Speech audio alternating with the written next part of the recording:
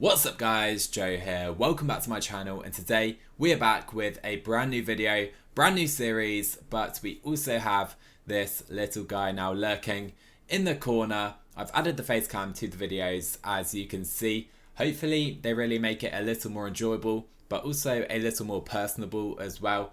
So definitely let me know what you think in the comments below of the face cam today. Anyhow, moving on swiftly, we do have a brand new series recreating history, and essentially what this series is all about is trying to reproduce some of the best wins in cycling history. So we're going to be using the 2014 database. It's produced by the guys from PCM Italia, so massive props to them for making this database. I'll leave a link in the description below so you can check it out. It's available on Steam for you to download and check out. So yeah, really recommend doing that. But yeah, using the 2014 database, we're going to essentially try and go through each of the 5 monuments from 2014 and try and win those races with the rider that won that race in real life. So starting with Milano San Remo, which was won by Alexander Kristoff back in 2014. I know it says 2018 in the corner right there. Milano San Remo is the same every single season pretty much.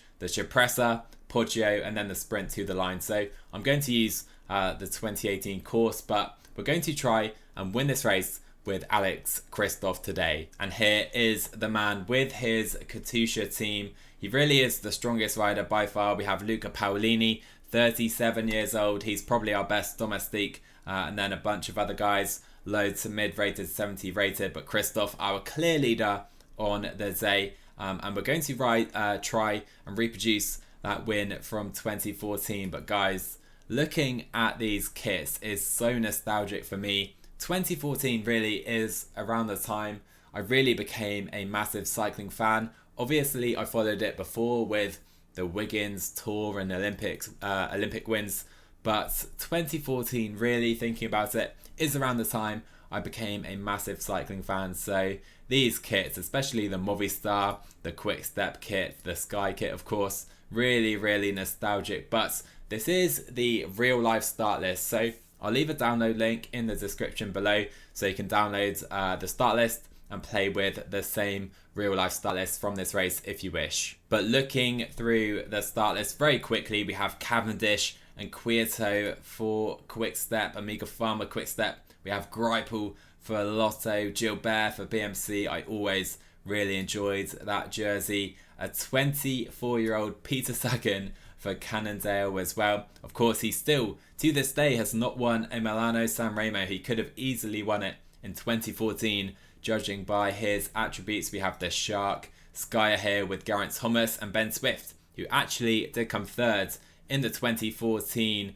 Milano San Remo. We'll see if he's able to do that again today, and Geraint Thomas as well, when he was more of a cobbles rider and classics rider. We have Trek with Fabian Cancellara. This man is one to watch today, definitely a big favourite. He came second behind Kristoff in the sprints back in 2014. Anyhow, looking quickly through the rest of the start list, we have Garmin, Tinkoff here with Kreuziger. We have Giant Shimano with Big John Daneco, massive favourite for this race. I think he was around 40th place in 2014, really nowhere when he really is a strong rider for Milano San Remo. We have Mollema for Belkin, this Lamprey jersey, as well as the FDJ one. That is so nostalgic, seeing that jersey. Arnaud Demar leads them still back in 2014. The I Am Cycling jersey is here.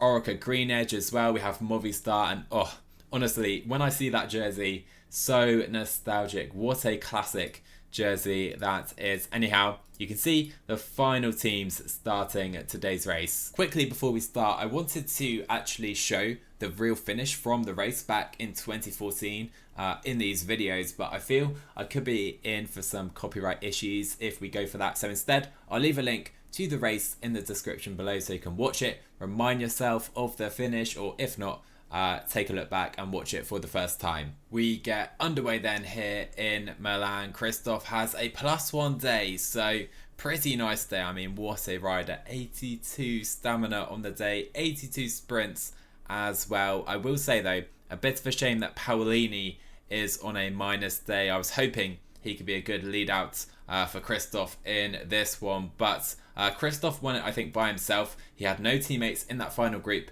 back in 2014, so no reason he couldn't do that today, as we have the first attacks going off the fronts. So we now do have 10 riders around 3.5 minutes up the road, as you see over this bridge. The likes of Hugo Ull is up the road, Kiel Vreinen among a few others, Jos van Emden as well in this group right here. This AG2R jersey, man, it is so nostalgic, honestly. And it's certainly, I think, a lot better than that 2021 jersey of theirs. So then the race is really getting underway. We have hit the coast of Italy, and Bauke Mollema is the first real favourite, I would say, to fall. We have Barca as well. Conor Valovas has fallen, as well as the GOAT TJ Van Garderen. But those 7 riders will struggle, I think, to get back in right now. So no real attacks just yet, as we have Trentin riding on the front for Amiga Pharma Quickstep, and just around 90 seconds up to that breakaway right now as they enter that tunnel. But 80k still to go,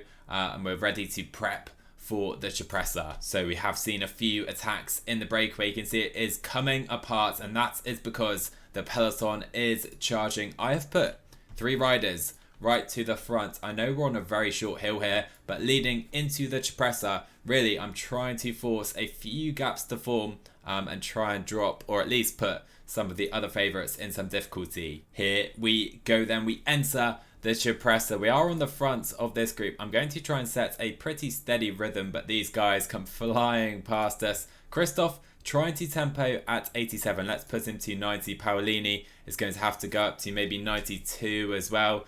In fact, 90 should be good for both of these guys. Let's try and stay towards the front. We have Cav right here, Sagan as well. Relance is towards the front for Lotto, trying to work, I assume, for the Gorilla, who is still here despite only 69 hill. Kristoff and Paolini doing a fantastic job. They can even drop this to 85. There you go. We still have 140 riders over the top of the Cipressa, with it is now Relance on the front. So I have noticed that Sonny Colbrelli is among the guys that has been dropped right now. I think Bardiani are going to try and bring him back in. We are low on water with 20k to go. I should have grabbed some really before now. I think really it's too late. We're going to have to just try and stay in position. This is it then. The Poggio has arrived. We have Gregory Rast to the front. Let's try and set a rhythm with these guys, whilst Paolini and Kristoff can just sit behind. 85 should be good. In fact, we'll up it to 88. I don't really want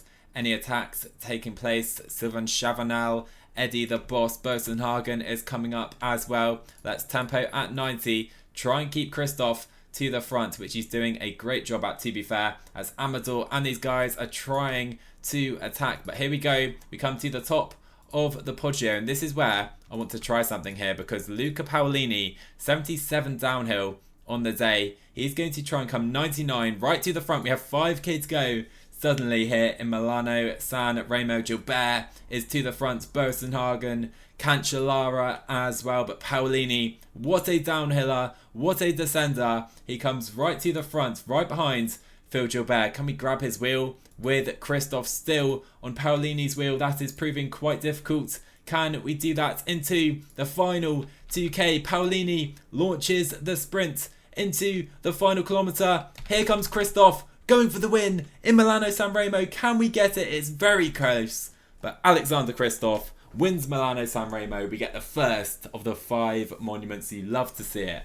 Alexander Kristoff rounds out a Norwegian top 2 actually here in Italy, with Bosenhagen second place. He led Sky today, whereas of course it was Ben Swift in real life. Peter Sagan gets a podium. He couldn't get his first Milano San Remo win. We had Cancellara in 5th, who of course came 2nd in the real life race back in 2014, and only 12 riders in the end did finish right at the very front. And Paolini, he was so crucial today in getting Kristoff to the front in that perfect position, and that downhill definitely was the cause for that. Anyhow guys, I really hope you're enjoying this series, and I hope you're looking forward to the next one as well, because we have the Ronde van Vlaanderen 2014 Ronde van Vlaanderen, which was won by this man right here, Fabian Cancellara. Look at those attributes. I cannot wait to ride that race with this man. I think he defeated Greg Van Avermaet in a sprint that day. We'll see how that one plays out and if we can get our second win of the series. Anyhow guys, smash that like button down below if you enjoyed today's video. Drop a sub to my channel as well if you're new, and I will see you in the next one.